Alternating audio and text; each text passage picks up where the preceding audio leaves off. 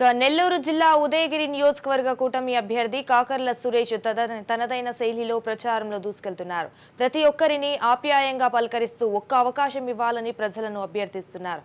కొండాపురం మండలం పోట్టిపల్లిలో డాక్టర్ల సురేష్కు ప్రజలు బ్రహ్మరథం పట్టారు. ప్రతి 50 ఏళ్లకు సురక్షితమైన మంచినీరు పెండింగ్లో ఉన్న సాగునీటి ప్రాజెక్టులను పూర్తి చేయడమే తన లక్ష్యమంటున్న కాకర్ల సురేష్తో మా ప్రతినిధి Charith Kumar face to face. NDA కూటమికి సంబంధించి నెల్లూరు జిల్లా ఉదయగిరి నియోజకవర్గం అంటేనే రాజకీయ చైతన్యం కలిగిన నియోజకవర్గం. 8 మండలాలు 130 కిలోమీటర్ల పైచిలుకు లెంత్ ఉన్నటువంటి నియోజకవర్గం. ఇక్కడ కాకర్ల సురేష్ 2 సంవత్సరాల నుంచి కూడా పెద్ద ఎత్తున చారిటబుల్ ట్రస్ట్ ద్వారా ప్రజల ముందుకు వెళ్తున్నాడు. ఈరోజు పల్లికి కాకర్ల పేరుతో కూడా ఆయన పెద్ద ఎత్తున పర్యటనలు చేస్తున్నాడు. ఈరోజు ప్రజల నుంచి ఎలాంటి స్పందన ఉంది, రాబోయేటటువంటి సార్వత్రిక ఎన్నికల్లో ఎలాంటి వ్యూహాలతో ముందుకు వెళ్తున్నారు, ఇవన్నీ కూడా మనం కాకర్ల సురేష్ అని తెలుసుకుందాం. సార్ చెప్పండి, ఈరోజు మీరు 8 మండలాల్లో దాదాపుగా కూడా పర్యటనలు పూర్తయినటువంటి పరిస్థితి. ఈరోజు రాజకీయ చరిత్రను కలిగినటువంటి ఈ ఉదయగిరి నియోజకవర్గానికి మీరు ఎలాంటి అబ్జర్వేషన్స్ చేశారు, ప్రధానమైనటువంటి సమస్యలు ఏం గుర్తించారు మీరు? ఒకటండి, ఇక్కడ ప్రతి ఒక్కరు కూడా ఒక రకమైన అసహనంతో ఉన్నారు. ఇప్పుడే కాదు, నేను గత 2 సంవత్సరాలుగా తిరుగుతున్నప్పుడు కూడా నాకు ఎన్నో సమస్యలు వాళ్ళు నా దృష్టికి తీసుకొచ్చేవాళ్ళు. చాలా వరకు సొంత ఫండ్స్ తోటి కొన్ని సమస్యలు మేము ఏదైతే అడ్రస్ చేయగలం ఆయన అడ్రస్ చేయడం జరిగింది. ఆ ఉద్దేశంతో 2 సంవత్సరాలు నేను పరిచయం ఉంది కాబట్టి ఈ రోజున మన ఎలక్షన్ ప్రచారానికి నేను వచ్చినప్పుడు అందరూ రికగ్నైజ్ చేస్తా ఉన్నారు. మనం ఏదైనా పని చేస్తున్నా కూడా ఒక ఊళ్ళో సార్ మీరు అది సహాయం చేస్తున్నారు, ఇది సహాయం చేస్తున్నారని వాళ్ళే వచ్చి చెప్తా ఉన్నారు. నిజంగా అదృష్టంగా భావిస్తూ ఉన్నాను. ఐడెంటిఫై చేస్తున్నారు, ఫేస్ ఐడెంటిఫై చేస్తున్నారు. కాకర్ల సురేష్ అంటే ఎవరనేది ఐడెంటిఫై చేస్తున్నారు. అది నాకు ఒక రకంగా అడ్వాంటేజ్. అది 2 ఏళ్ల నుంచి కూడా నేను సర్వీస్లో ఉన్నాను కాబట్టి. అలాగే ప్రధానంగా మీరు 29,000 కుటుంబాలకి సహాయం చేశారని కూడా గతంలో చెప్పారు. ఈరోజు మీరు ఈ గ్రామాలకు వచ్చినప్పుడు ఆ కుటుంబాలు మీ ఎదురుకు వచ్చి మేము ఈ సహాయం పొందామన్నప్పుడు మీ ఫీలింగ్, మీ కుటుంబ సభ్యుల ఫీలింగ్ ఎలా ఉంది? చాలా సంతోషంగా ఉందండి, చాలా సంతోషంగా ఉంది. వాళ్ళు వచ్చి మాట్లాడినప్పుడు ఏంటంటే కొంతవరకు వాళ్ళకి మనమేం పర్మనెంట్ రిలీఫ్ మనం ఇచ్చిందేమీ లేదు. ఆ ఇచ్చిన కొంత రిలీఫ్ తోటే వాళ్ళు ఎంతో సంతోషంగా ఉన్నారు. అంటే ఆ రకమైన టచ్ కూడా ఇప్పుడు దాకా చేయలేదు, ఇక్కడ ఆ రకమైన ప్రయత్నం కూడా ఎవరు చేయలేదు. ఓవరాల్ గా మనం ఎన్టీఆర్ సంజీవిని ఆరోగ్య రథం 29,000 అయ్యవచ్చు. ఓవరాల్ గా మనకు బెనిఫిషరీస్ 45,000 మంది ఉన్నారు. మనం రకరకాల కార్యక్రమాలు ఆరోగ్య సమస్యలతోటే మనం హెల్ప్ చేసిన వాళ్ళు కానీ, పెళ్లి కానుకలు కానీ, రైతులకు సహాయం చేసింది కానీ అన్ని కలిపితే 45,000 మంది బెనిఫిషరీస్ విత్ పిక్చర్స్ మన దగ్గర వాళ్ళతోటే మనం కమ్యూనికేషన్ చేస్తా ఉన్నాం కంటిన్యూగా. సో వాళ్ళు రికగ్నైజ్ చేస్తున్నారు. సో సురేష్ చేయగలడు, ఏమి ఆశించి రాలేదు అనేది వాళ్ళు ఐడెంటిఫై చేశారు. క్లియర్ కట్గా నాతోనే మాట్లాడుతూ ఉన్నారు.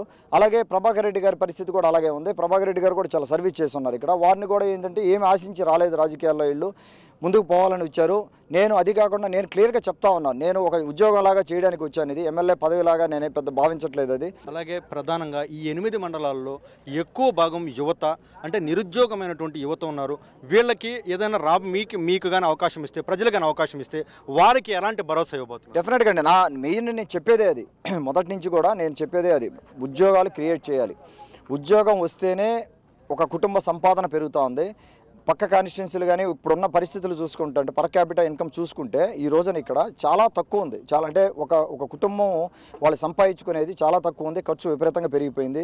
ఆ బ్యాలెన్స్ చేసుకోలేకపోతా ఉన్నారు. చాలా సఫర్ అవుతూ ఉన్నారు. పిల్లల్ని చదివించుకోలేని పరిస్థితి కానీ, పిల్లలు చదువుకున్న ఉద్యోగం లేని పరిస్థితి. ముఖ్యంగా నేను చూసింది ఇంటర్మీడియట్ చదివి, 10th చదివి, తర్వాత అలాగే మామూలు డిగ్రీ చదివి, ప్రొఫెషనల్ డిగ్రీస్ కాకుండా మామూలు డిగ్రీస్ చదివిన వాళ్ళు, ప్రొఫెషనల్ డిగ్రీస్ చేసిన వాళ్ళు కూడా చాలామంది ఖాళీగా ఉన్నారు. ఈ 3 సెక్టార్స్లో అయితే విపరీతంగా ఉన్నారు ఖాళీగా. వాళ్ళు బయటికి వెళ్ళలేని పరిస్థితి. కొంతమందికి క్వాలిటీ ఎడ్యుకేషన్ తీసుకోలేదు. ఆ క్వాలిటీ ఎడ్యుకేషన్ లేనందువల్ల వాళ్ళ కమ్యూనికేషన్ కానీ వాళ్ళకి కొంత మనం అప్స్కిల్లింగ్ చేయాల్సిన అవసరం ఉంది. ఆ స్కిల్ డెవలప్మెంట్ సెంటర్స్ పెట్టబోతా ఉన్నాం. వాళ్ళని అప్స్కిల్లింగ్ చేయము. అప్స్కిల్లింగ్ చేసిన తర్వాత వాళ్ళకి ఉద్యోగం ఎలా తెప్పించాలి, పరిశ్రమలు ఎలా తీసుకురావాలి ఇక్కడ అనేది కొన్ని పరిశ్రమల ఆలోచన ఉంది. నా ఫ్రెండ్స్ నెట్వర్క్ ఉంది, ఇండస్ట్రియలిస్ట్ ఉన్నారు, వాళ్ళతో మాట్లాడడం జరుగుతూ ఉంది. టెక్స్టైల్ ఇండస్ట్రీ అవ్వచ్చు, మన ఇందాక చెప్పే హనీబీ ఒకటి కూడా మనకి చేసుకోవచ్చు. ఇక్కడ సోలార్ ఒకటి మనం ఆ విధంగా ఆలోచన చేయాల్సిన అవసరం ఉంది. కొంతమందిని ఇండస్ట్రియలిస్ట్ తీసుకొచ్చి ఇక్కడ పర్సనల్గా నేను ఆ ప్రయత్నం చేస్తాను. మనకు ఈ రోజున రాజధాని ఏంటంటే చెప్పలేని పరిస్థితి. అదే అమరావతి కానీ కంప్లీట్ అయ్యి ఉంటే 5 ఏళ్లలో కొన్ని లక్షల మందికి ఉద్యోగాలు వచ్చి ఉండేవి. అందరూ అది గమనిస్తూ ఉన్నారు. అసలు ఏం జరిగింది 5 ఏళ్లలో, సర్వనాశనం అయింది అనేది క్లియర్గా అన్ని వ్యవస్థలనే నిర్వీర్యం చేశారు. క్లియర్గా అందరికీ ఒక ఐడియాతో ఉన్నారు. సైలెంట్గా ఉన్నారు అందరూ. కొంతమంది సైలెంట్గా ఉన్నారు. రేపు మే 13న జరగబోయే ఎన్నికల్లో ఒక నిర్ణయం తీసుకోబోతా ఉన్నారు.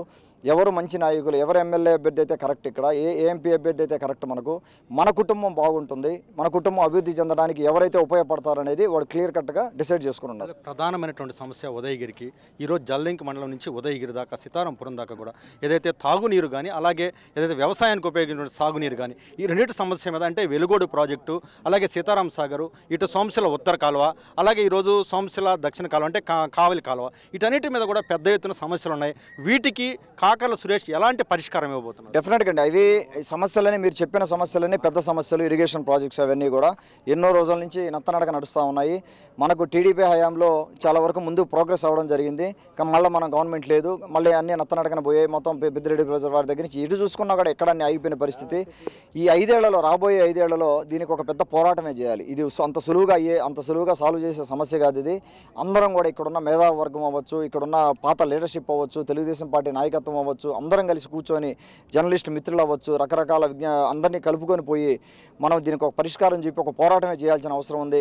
వేమిరెడ్డి ప్రభాకర్ రెడ్డి గారు కూడా సాయం చేస్తారు. ఆయన పార్లమెంట్కి వెళ్తే ఆయన కళ వినిపించి ఇవన్నీ చేసుకొని మనం ఆ సమస్యను అయితే వీలైనంత త్వరగా మనం పరిష్కరించుకోవాల్సిన అవసరం ఉంది. ప్రాజెక్టులు ముందుకు తీసుకెళ్లాల్సిన అవసరం ఉంది. అలాగే ఫైనల్గా ఈరోజు మీరు ఉదయగిరి ప్రజల్ని ఏమని అప్పీల్ చేయబోతున్నారు అంటే, మీరు ఖచ్చితంగా కూడా మీరు చేసినటువంటి సేవా కార్యక్రమాలు కానీ రేపు రాబోయేటటువంటి రోజుల్లో మీరు ఇచ్చేటటువంటి ఈ హామీలు ఇస్తున్నట్టు ఈరోజు ఉదయగిరి ప్రజలకి మీరు ఇచ్చేటువంటి సందేశం ఏంటి? నేను ఒకటే చెప్తా ఉన్నాను, మీరు దయచేసి ముందు నన్ను మేకపాటి రాజగోపాల్ రెడ్డి గారిని కంపేర్ చేసి చూసుకోండి. ఏ నాయకుడు అయితే కరెక్ట్, ఎమ్మెల్యే అభ్యర్థిగా ఎవరు కరెక్ట్ అనేది ఆలోచన చేసుకోండి. నేనేం చేశాను 2 ఏళ్లలో ఇక్కడ ఉండి, ఆయన ఏం చేశారు అనేది ఒకసారి అబ్జర్వ్ చేసుకోండి.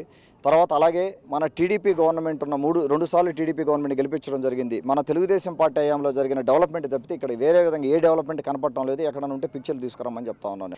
తర్వాత ఆ పైన కంపేర్ చేసుకున్న గవర్నమెంట్ కంపేర్ చేసుకున్నాం, అలాగే ఎంపీ అభ్యర్థిని కంపేర్ చేసుకున్నా, ఇటు చూసుకున్నా కూడా మీరు అన్ని రకాలుగా ఆలోచించి నిర్ణయం తీసుకోమని కోరుకుంటా ఉన్నాను. ఉదయ నియోజకవర్గంలో 8 మండలాల ప్రజలందరికీ కూడా వారు సరైన నిర్ణయం తీసుకుంటారు మే 13th అని నేను విశ్వసిస్తూ ఉన్నాను. ఏదైతే ఈరోజు 8 మండలానికి సంబంధించిన తాగునీరు సమస్యతో పాటు వ్యవసాయానికి సంబంధించినటువంటి సీతారాం సాగర్ కానీ, వెలుగోడు కానీ, సోమశిల కళాలు కానీ వీటన్నిటి పరిష్కారానికి కూడా మేధావులతో చర్చించి పరిష్కారానికి కూడా కృషి చేస్తానంటూ కూడా కాకర్ల సురేష్ తెలియజేస్తున్న పరిస్థితి. కెమెరామెన్ భరత్తో చరిత్ర కుమార్, రాజ్ న్యూస్, కొండాపురం, పొట్టేపల్లి నుండి.